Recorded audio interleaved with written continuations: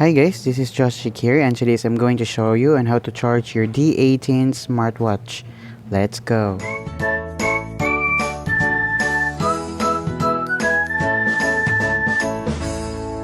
What's up again guys, this is Josh here, and today I'm going to show you on how to charge your D18 Smartwatch.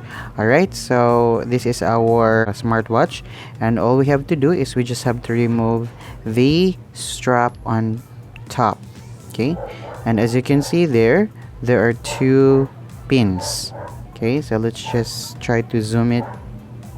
Okay, so there are two pins there, and all you have to do is, if you have the power bank, so just try to charge this one. Okay, yes, and make sure that the pins are facing towards each other. So alright, so once it's successful guys, so it will automatically look like this. So the battery is now charging. Okay, that's very easy. So if you have any questions guys about the D18 smartwatch, especially with its charging ability, just comment down below. And then if you like this video, kindly click the like button and also consider subscribing. Once again, this is Josh, and I will see you soon.